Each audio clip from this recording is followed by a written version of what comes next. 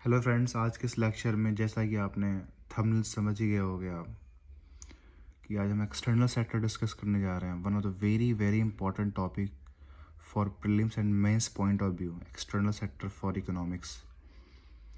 तो इकोनॉमिक्स का one of the very important chapter है और इससे हर साल 6 to 7 क्वेश्चन यूपीएससी पूछती है। कोई भी गवर्नमेंट एग्ज़ाम जो ग्रेड ए की है उसमें एग्ज़ाम में ज़रूर पूछा जाता है।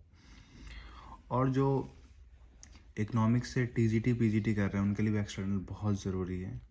तो एक्सटर्नल सेक्टर को समझते हैं और पूरे चैप्टर को लेके चलेंगे, हाफ हाफ करके चलेंगे। उसका समरी मैं बनाऊंगा आपके सामने और टॉपिक डिस्कस करेंगे कि एक दिन में कितना टॉपिक डिस्कस करें। तो आइए सबसे पहले शुरू करते हैं। टॉपिक का लिस्ट क्या है, क्या क्या इस चैप्टर में डिस्कस करने वाले हैं। तो जैसा कि चैप्टर आपको पता ही है, दिस इज़ एक्सटर्नल सेक्टर।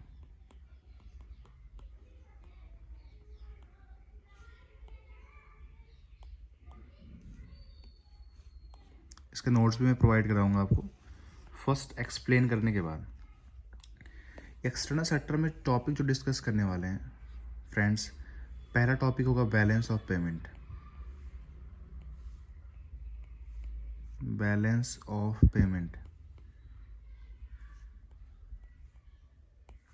मैं रिकमेंड करूंगा साथ में आप भी नोट डाउन करते रहो। Balance of payment, balance of payment के अंदर क्या क्या पढ़ने वाले हैं हम। बैलेंस ऑफ पेमेंट के अंदर फर्स्ट पढ़ेंगे current account transaction,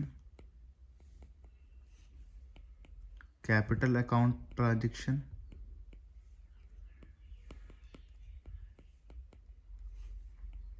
reserve,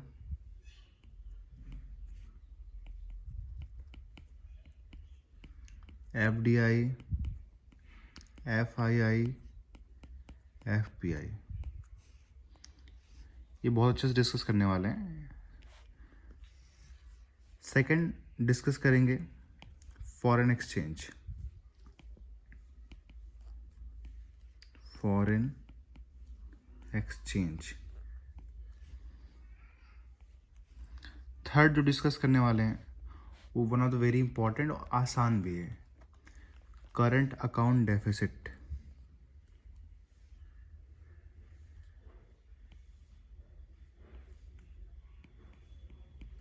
current account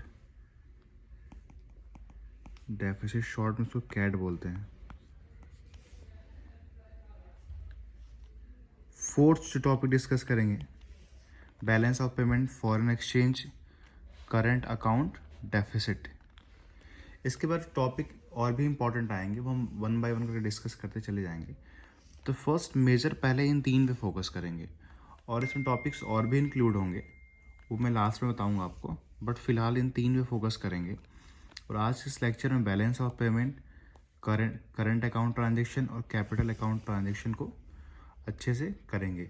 वैसे अगर इसको मैं और कैरेक्टराइज कर सकता हूँ तो जो लास्ट टॉपिक होगा आपका वो होगा इंटरनेशनल इंस्टीट्यूशन, इंटरनेशनल इंस्टीट्यूशन। और इंटरनेशनल इंस्टीट्यूशन में पढ़ने वाले मेनली पहला वर्ल्ड बैंक को पढ़ेंगे, सेकंड पढ़ेंगे आईएमएफ को और लास्ट थर्ड पढ़ेंगे डब्ल्यूटीओ। ये तीन इंस्टीट्यूशन पढ़ने वाले बहुत ब्रीफ में।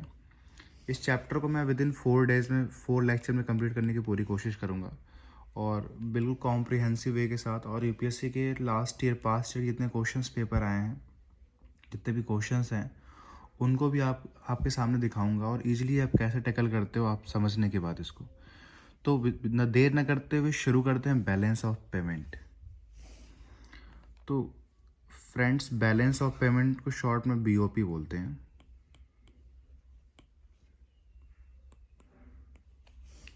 तो शुरू करते हैं बैलेंस ऑफ पेमेंट होता क्या है। पहले ब्रीफ इसका डिस्क्रिप्शन समझो आप, बैलेंस ऑफ पेमेंट क्या होता है।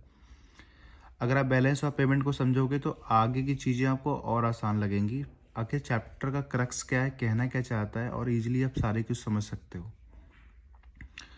तो बैलेंस ऑफ पेमेंट की अगर डेफिनेशन की बात करूं तो balance of payment is an transaction, या ऐसे कह सकते हो, it is a record of all transaction of resident with non residence.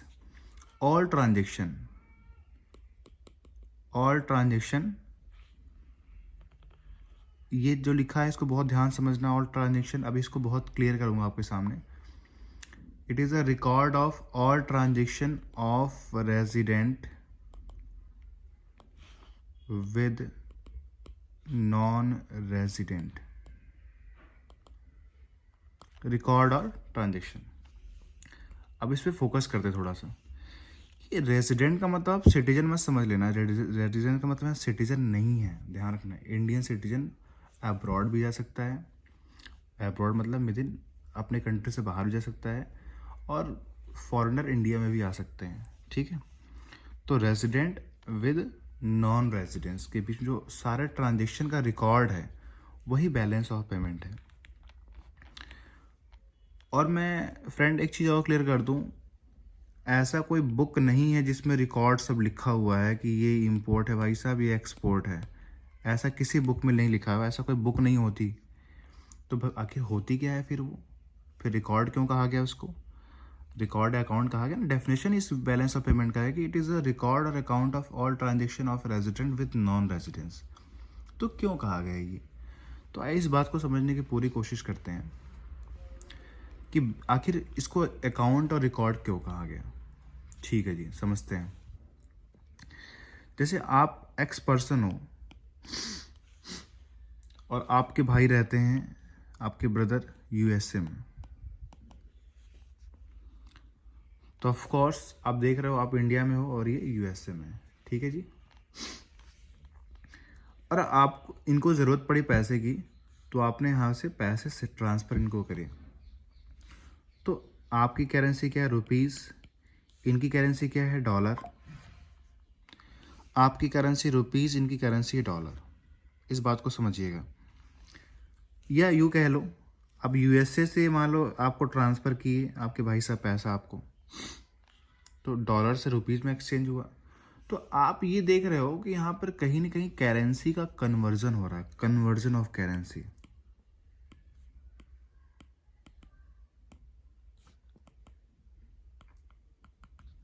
Conversion of currency, dollar से रुपीज़, रुपीज़ से डॉलर, ऐसा एक्सचेंज हो रहा है। तो आखिर ये होता कैसे? आइए एग्जांपल के थ्रू समझाने की पूरी कोशिश करता हूँ। फॉर एग्जांपल अमेज़ॉन कंपनी जो है, अमेज़ॉन कंपनी यूएसए की है। अमेज़ॉन आपकी जो है यूएसए की कंपनी है।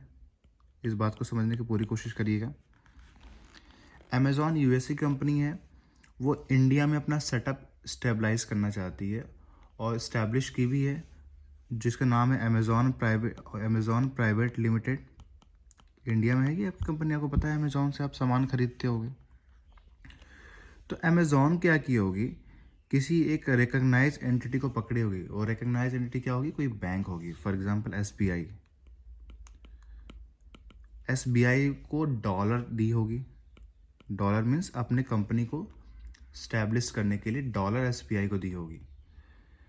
बोली होगी कि मुझे ये कंपनी स्टेबल करना है, सारे टर्म्स कंडीशन पता होगा उसको, क्या क्या टर्म्स एंड कंडीशंस है जो हम आगे डिस्कस करेंगे। एफडीआई, एफपीआई, ये सब उन्हीं इसी सब चीज़ के लिए बना हुआ है। कैसे टर्म्स एंड कंडीशंस हैं वो बात की बात है।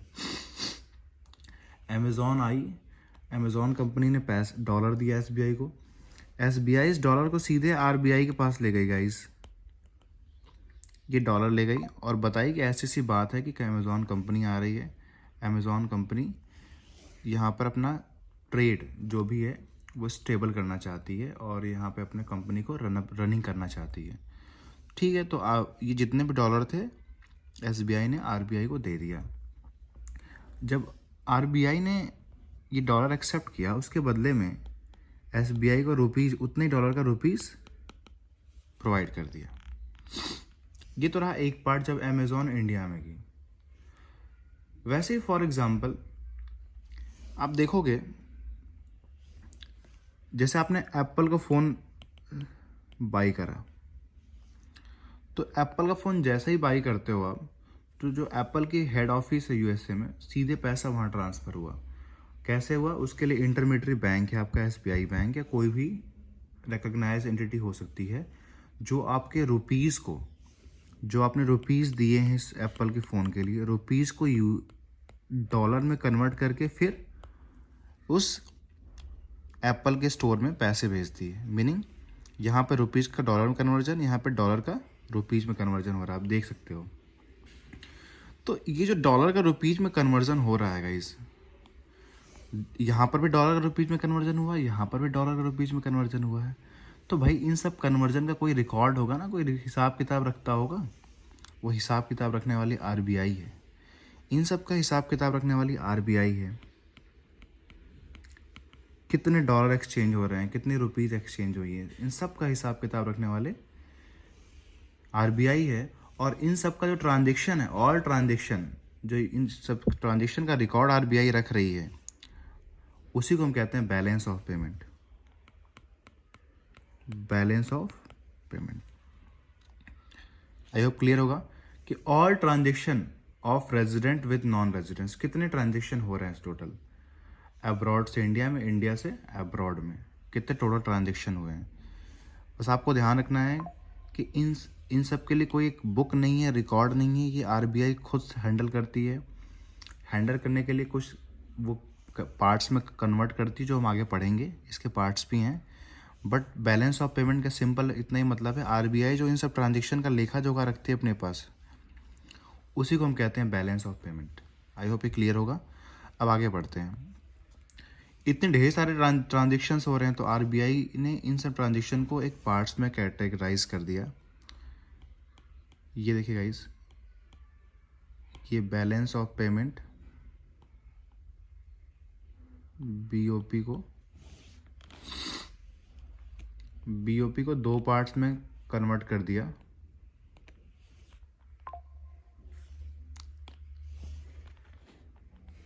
देखिए, बीओपी का जो फर्स्ट पार्ट है वो है ये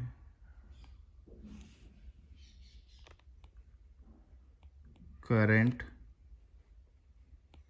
अकाउंट ट्रांजैक्शन। पहला है करेंट अकाउंट ट्रांजैक्शन, दूसरा है कैपिटल अकाउंट ट्रांजैक्शन। ये आइए करेंट अकाउंट ट्रांजैक्शन और कैपिटल अकाउंट ट्रांजैक्शन को अच्छे समझने की कोशिश करते हैं, ये होता क्या है। अगर मैं करेंट अकाउंट ट्रांजैक्शन की बात करूं तो it is a settled transaction. It is a settled transaction. इसी इसमें हाथ पड़ जा रहा है, कोई बात नहीं।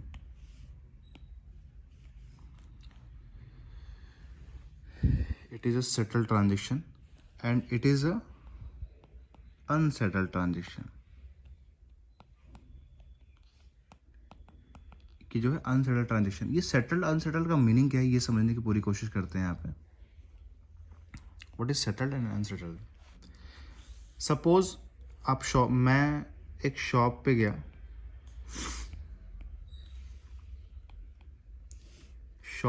मैं,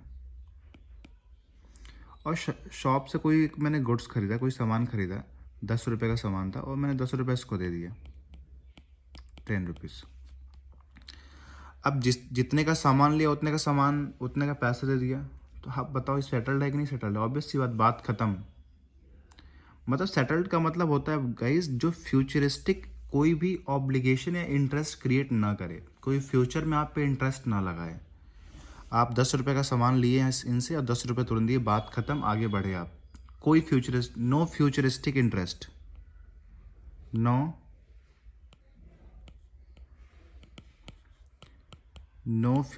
फ्यूचरिस्टिक इंटरेस्ट और ऑब्लिगेशन।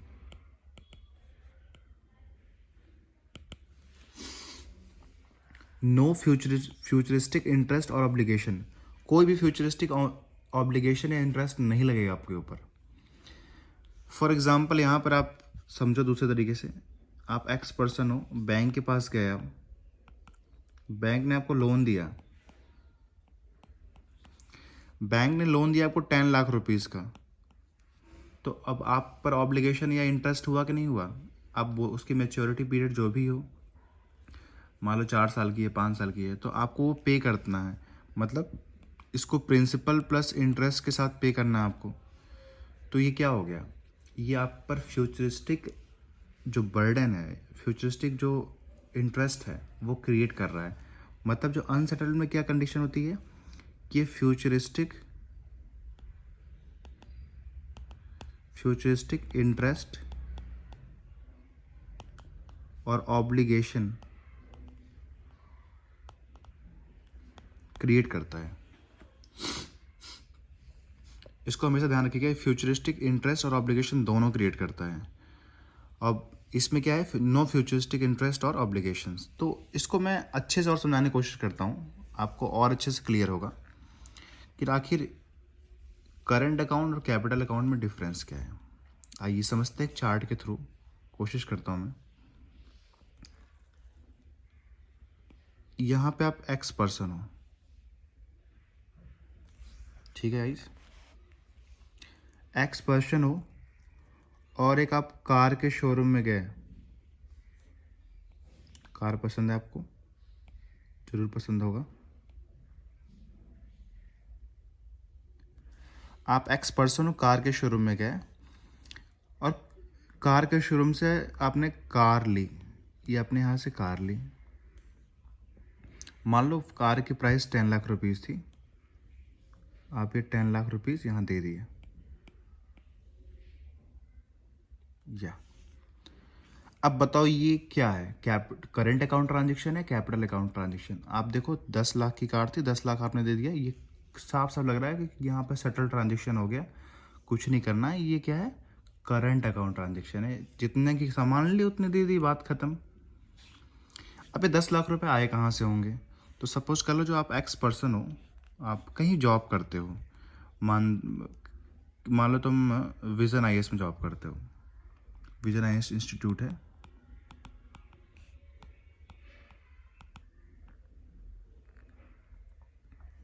आप विजन आईएएस में जॉब करते हो। तो आप विजन आईएएस को क्या दिए, सर्विस दिया। विजन आईएएस को आपने सर्विस दिया और उसके बदले में विजन आईएएस ने आपको 10 लाख रुपये सैलरी दी 1 मंथ की। ये सेटल्ड है कि अनसेटल्ड है? ऑफकोर्स सेटल्ड है। आपने 1 महीने काम किया, 1 महीने की सैलरी आपको मिली, तो ये सेटल्ड ट्रांजेक्शन हो गया और ये करंट अकाउंट का बेस्ट एग्जांपल हो गया। अब सपोज करते हैं आपकी सैलरी 10 लाख रुपीज़ ना होके 5 लाख रुपीज़ है और आपका कुछ बैंक अकाउंट भी होगा। ऑफ कोर्स आपको जो बैंक अकाउंट है उसमें 2 लाख रुपए आपने रिजर्व करके रखा हुआ है, ठीक है। अगर दोनों को मिला भी दे तो भी आप ये फुलफिल नहीं कर पाओगे नीट, क्योंकि यहाँ पे 10 लाख है, आपके पास 7 लाख ही है। तो आप क्या गए, बैंक के पास गए आप, या बैंक के पास गए और अपने नीड के अकॉर्डिंग आप बोले कि मेरे को 10 लाख रुपए, आप जैसे भी आपकी रिक्वायरमेंट हो उस हिसाब से बैंक से आपने पैसे मांगे, मतलब लोन लिया। मीनिंग क्या समझते हो उसका? बेसिकली बैंक क्या कर रही है, यहाँ पे लैंड कर रही है। Bank is lending here. ये बैंक ने आपको लैंड किया, यहाँ बैंक क्या कर रही है, लैंडिंग कर रही है। मान लो 10 लाख की लैंड करी है आपको बैंक, लोन दी, तो आफ्टर सम टाइम आपको क्या करना पड़ेगा, इसको रीपे भी तो करना पड़ेगा। तो आप पे फ्यूचरिस्टिक इंटरेस्ट क्रिएट होगा कि नहीं क्रिएट होगा कि हाँ भाई मुझे पे करना है कुछ साल बाद। तो प्रिंसिपल प्लस इंटरेस्ट के साथ जो आप पे कर रहे हो वही क्या होगा, current account, capital account transaction. I hope अच्छे से क्लियर होगा। तो ये दोनों एग्जाम्पल जो थे ये करंट के थे, बट ये एग्जाम्पल किसका है, कैपिटल का, जिसमें फ्यूचरिस्टिक ऑब्लिगेशन क्रिएट हो रहा है, that is called as capital account transaction. जिसपे फ्यूचरिस्टिक ऑब्लिगेशन या इंटरेस्ट क्रिएट नहीं हो रहा है, that is called as current account transaction. That's it. इससे आगे आपको कुछ भी नहीं सोचना है। आप इस क्वेश्चन ऐसे सोचोगे तो कोई भी क्वेश्चन आप इजीली सॉल्व कर पाओगे current account and capital account transaction का। तो इतना करने के बाद आइए डिस्कस करते हैं हम what is the type of current और कैपिटल में भी हम क्या क्या पढ़ते हैं, तो पहले सबसे पहले हम डिस्कस करेंगे current account transaction. Current account transaction क्या क्या डिस्कस करने वाले हैं। पहला होगा मर्केंटाइज ट्रांजेक्शन।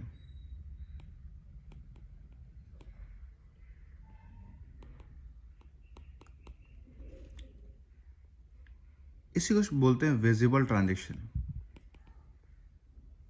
विजिबल ट्रांजेक्शन मतलब visual transaction always trade in goods में होता है। गुड्स मतलब गुड्स, इसको डबल स्टार मार्क करना, इसमें सर्विसेज इंक्लूड नहीं है, only goods, trade in goods, trade in goods. अब समझिए merchandised is trade in goods only. अब या तो इसमें दो ही काम हो सकता है, या गुड्स का इंपोर्ट होगा या एक्सपोर्ट होगा, यही हो सकता है। और क्या हो सकता है, इंपोर्ट होगा या तो एक्सपोर्ट होगा, ओनली गुड्स। इसको टेंजिबल ट्रांजेक्शन बोलो, जो जिसको आप देख सकते हो, टेंजिबल। और दूसरा जो गाइस होता है वो होता है इनविजिबल।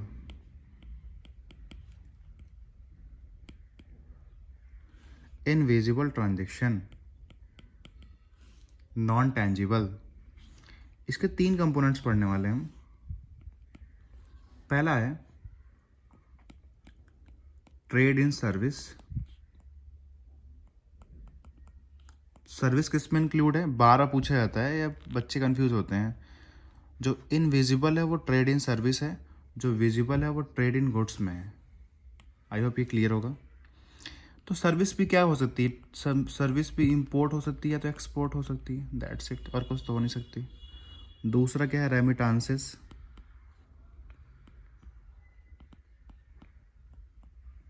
रेमिटांसेस। तीसरा क्या है, इनकम। रेमिटांसेस क्लियर होगा, अगर नहीं क्लियर फिर से समझा दे रहा हूँ आपको। रेमिटांसेस का मतलब जैसे आपके कोई भी रिलेटिव्स आउट ऑफ कंट्री रहते हैं, मान लो यूएस से रहते हैं, तो यूएसए से जो पैसा इंडिया में भेज रहे हैं, तो बेसिकली उसी को रेमिटेंसेस कहते हैं। अब्रॉड से पैसा किसी कंट्री में आ रहा है, तो ऑब्वियस सी बात है कंट्री में इन आउट हो सकता है, ठीक है। तो ये क्या है, ये रेमिटेंसेस हो गया, किसी कंट्री से इंडिया में कितने पैसे आ रहे हैं।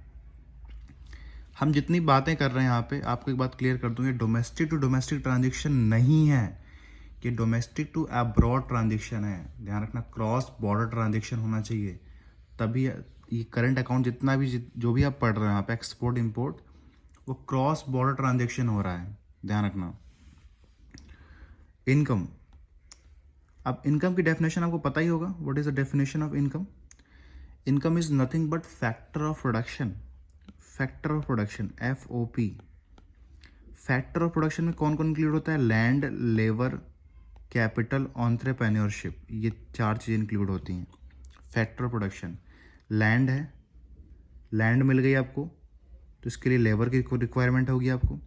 लेबर मिल गए तो इसके लिए पैसे मतलब कैपिटल की रिक्वायरमेंट होगी, और कैपिटल रिक्वायरमेंट होगी मीनिंग आपको एक इसको रेगुलेट करने के लिए एक पर्सन की ज़रूरत होगी, एंटिटी की ज़रूरत होगी। वो क्या होगा, एंटरप्रेन्योरशिप होगा। क्या होगा वो, एंटरप्रेन्योरशिप कहेंगे उसको। जो इस कंपनी जब रन करना शुरू करेगी, इसके बाद जो प्रॉफिट होगा वही क्या होगा, इनकम का पार्ट होगा। इसको बहुत ही क्लियर वे में समझने की कोशिश करना है। तो ये रहा current account transaction, trade in service, रेमिटांसेस और इनकम, बस that's it. Trade in service क्या है, इनविजिबल ट्रांजेक्शन है। रेमिटांसेस जो अब्रॉड से कंट्री में पैसा आ रहा है। इनकम जो फैक्टर ऑफ प्रोडक्शन से इनकम हो रही है। नेक्स्ट देखिए जो है आपका कैपिटल अकाउंट।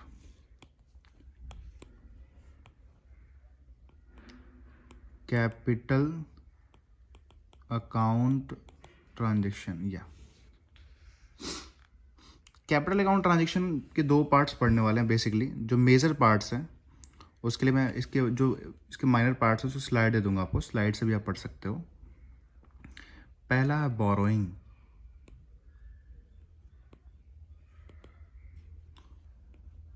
बोरोइंग। डिस्कस करेंगे। और दूसरा डिस्कस करेंगे इन्वेस्टमेंट।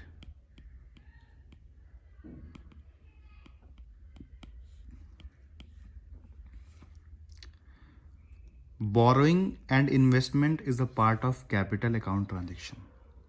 बोरोइंग कई तरीके से हो सकता है और लेक्चर बड़ा हो जाएगा, इसलिए बोरोइंग और इन्वेस्टमेंट को मैं कल डिस्कस करूँगा। अभी तक आप करंट अकाउंट ट्रांजेक्शन तक कंप्लीट डिस्क्रिप्शन पा चुके हो। अब यहाँ से आप करंट अकाउंट पे कोई भी क्वेश्चन कर सकते हो।